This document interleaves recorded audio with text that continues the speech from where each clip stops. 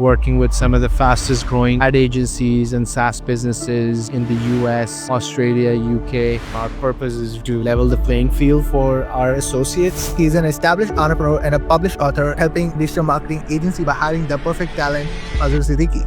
I already knew that I wanted to do something in the business world. I did figure out that it's going to be on the internet. When do you actually realize it can become full-time business? We knew once we placed our first person that we were going to scale really fast. Having more than 200 employees, how it's like to handle them? It's really about the type of people you allow to come inside your organization. We have 6 values. 3 of them are non-negotiable for us. Number 1 is integrity. Number 2 is work ethic. And number 3 is having a coachable mindset. Do you think network played a key role in your business? Network is everything, but give out value. When the right opportunity comes, just be prepared to ask for it. So please welcome Azhar Siddiqui. Hey Azhar, thank you so much for being on the show today.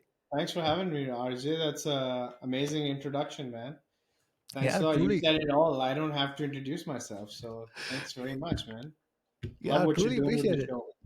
Well, I would love to know about your quick backstory prior to RepStack. Like, how was it like for you as a young graduate moving forward again to Canada and then uh, doing the things that you love before you actually found RepStack? Like, how those things look like prior to that? Yeah, that's a good question.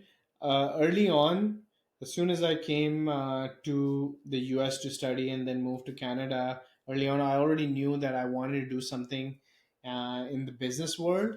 I just didn't knew what it was. Through my university experience, I did figure out that it's going to be something on the internet.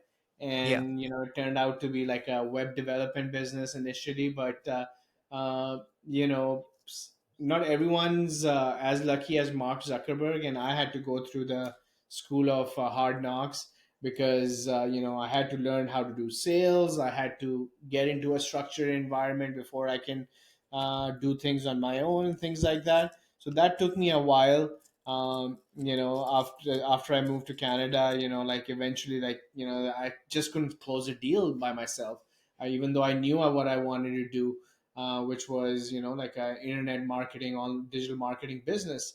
yeah, But it was so hard for me to just close a deal because I didn't have any real world experience. So anyway, so after that, finally I decided that it's not going to just happen by chance. I'm going to have to do some learning, and for that I took a job. I worked at an electronics retailer, one of the biggest. It's a Fortune 500 company in the US called Best Buy. They're yeah. affiliate in Canada. So spent 7 years there, 2 years as a sales manager, and learned a lot about people management. Learned about everything about sales. They're like commission based sales in that environment. Selling everything from TVs to cameras to car audio systems and all of that stuff. So that was a lot of fun, and then interacting with the locals and understanding the cultures and things like that and how to communicate effectively and things like that. And then at that point, while I was a manager, I got a breakthrough, and because at this point I had enough training, I was able to close for first 4 contracts for my web development business back in 2008. And that changed my trajectory again, because at this point I was given everything to this job that I had. But now I knew that I have proof of concept, what they call, and that I can sell on my own. And I sold by sending out a fax blast in the market that I had in Calgary. This is back in 2008, and I got my first few clients from that. And then from there, slowly went part time on my job while continuing to grow my business, and and then full time in 2011. And I've been working remote since full time since 2011. And on my agency, so my agency in Calgary, which is still operational, is about 14, 15-year old business. Out of that, after the first year of COVID was ending, we got an opportunity to place some people for some really, amazing marketing agencies, Inc. Yeah. 5000 type agencies.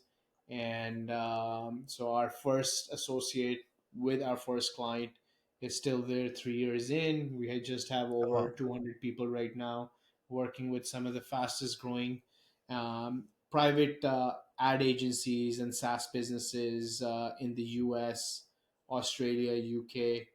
And yeah, and that's, it's been very fulfilling because, our purpose is really to level the playing field for our associates.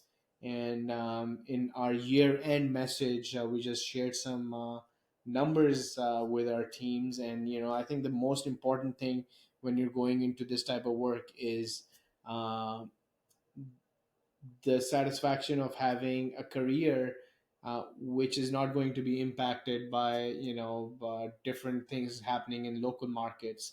And Exactly. your salary, these things are very important. Your job security is really important. And I think for the type of people that we're bringing in, we're taking steps that are getting us closer to that objective every year, every month.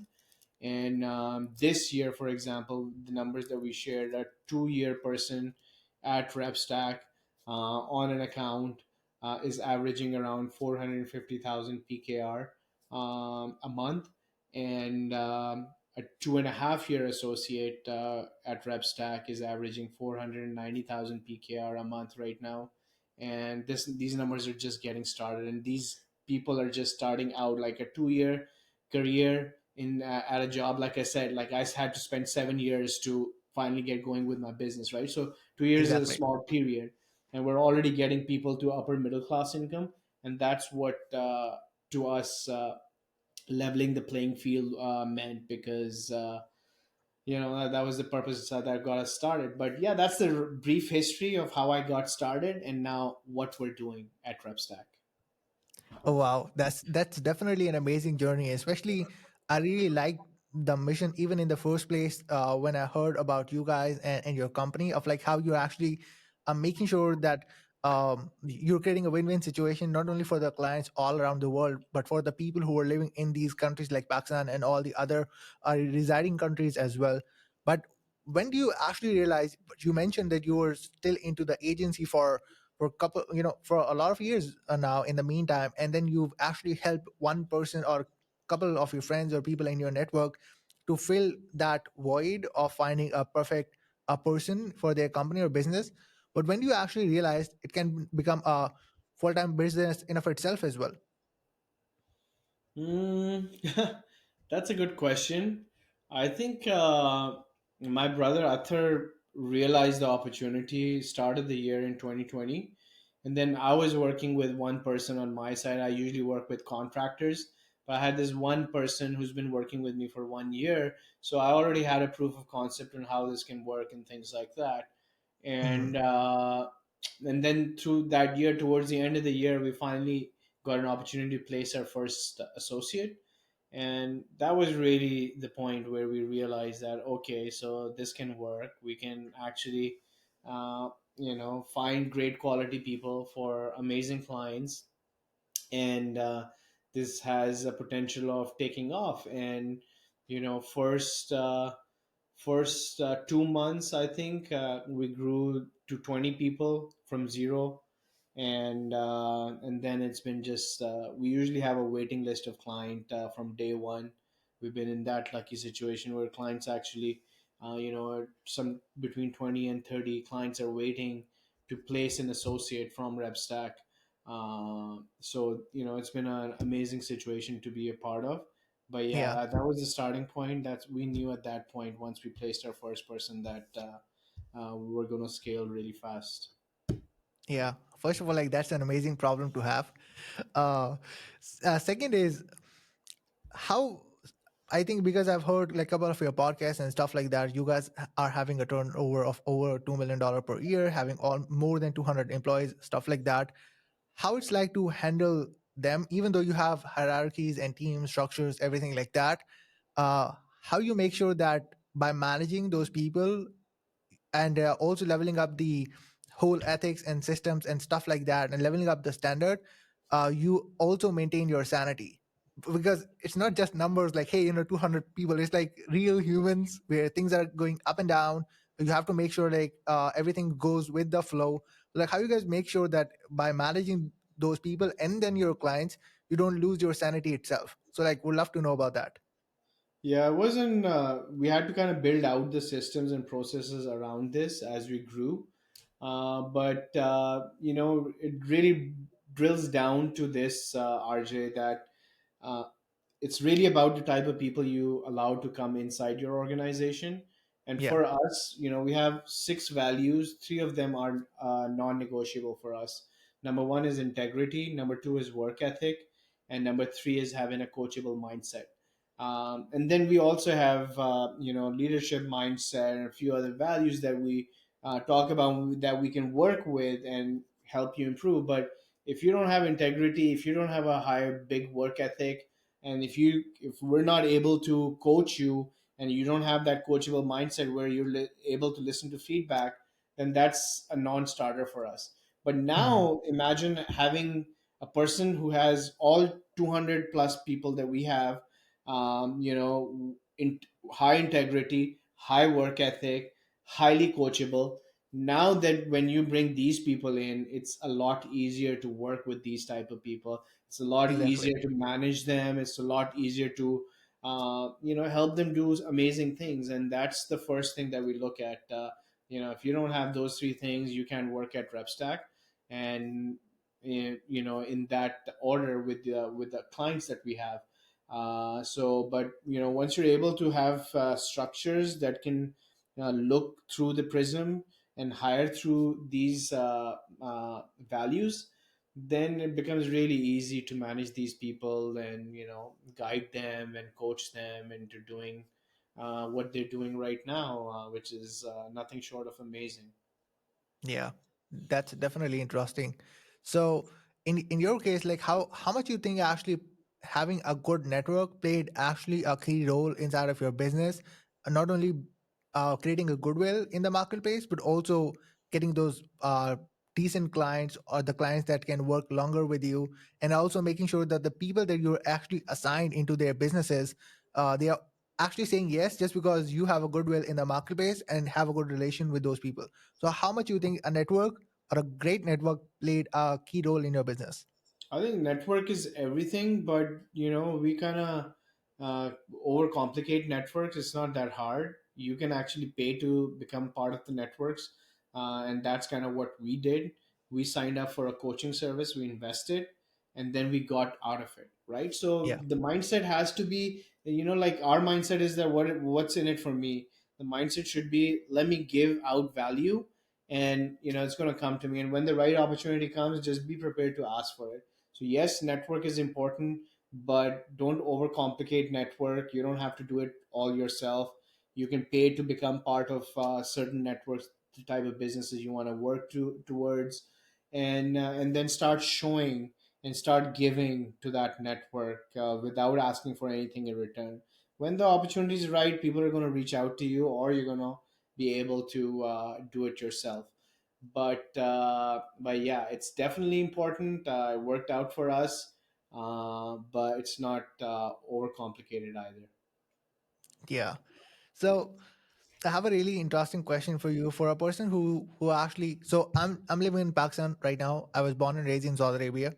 So the people who like, how was it for you in the first place when you were born and grew here in Pakistan, and then you went there and tried to live your American or the Western dream? What were the very first unthinkable goals that you had that you thought you might never probably like think about to achieve, and then you went in and did it? So like everybody have like these type of goals where like, hey, I want to do this and that, and then they're feeling like, this might be unthinkable for me just because I'm living here and there. So like, what you had in the first place, and you're like, man, I've done all So of you those just things. you just said living here and there. That's that funny meme in Pakistan these Yeah. days, right? Live here and there. But yeah, to me, it's just been a blessing. It's been in my experience, anything you can think of as a human being, you can achieve. You just have to be able to willing to put in the work behind it, and that's what it has been for me. Everything that I've been able to think so far, it's either in the process of happening or it's coming to fruition. And so you just need to visualize. Don't underestimate the power of being a dreamer and a visualizer. And I think I can't say I have any things that yeah, there might have been things that you wanted to do, but other things better end up happening.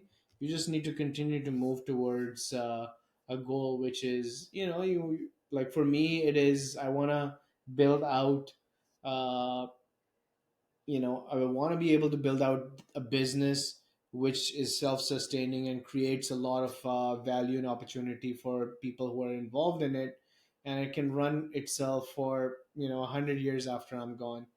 And if that's the mindset, then everything, like, for me, getting up at 5 a.m. these days is not an issue. And going to the gym for 2 hours in the morning and listening to a book that I'm listening to, yeah, everything, and then sitting on calls for 6 to 7 hours days, it's everything is exciting. So that's what a power of a dream is. Even if you're uh, not doing exactly what you're supposed to be doing in the perfect world, if you can visualize it, then it makes the current job a lot easier. Mm. So yeah, so I think dream the biggest dream you can, and then give it your all. So everything you're doing is a step towards that dream.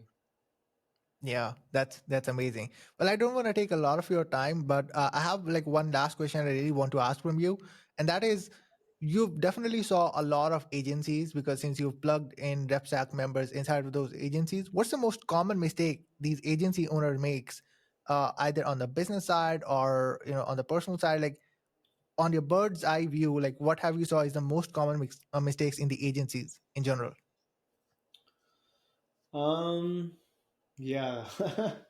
I think the biggest one is when they're, I think on the time problem that we solve is on the recruitment and the hiring side, and that's one of the biggest things, and this most expensive mistake as well, because if you hire the wrong person, it's going to end up costing drastically, especially if you're hiring local inside the US. And even Yeah. outside the US, it can, like, a breach of data, for example, can be like detrimental to an agency.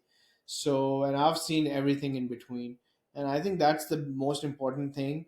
As you grow, it's inevitable for you to, the only way you're going to be able to grow is through people. You're going to have to hire at some point. And you're going to have to build that team around the vision and the mission and everything that you have. And if you don't bring in the right people, that's going to be the biggest mistake. The agency is going to be stuck. It's just going to stay there. It's not going to be fulfilling, and so much goes wrong with the wrong people. With the right people, it's it's a game changer. So I think that's the biggest mistake. When you're hiring people, you need to look out for what roles you need to be hiring for at what points in your journey.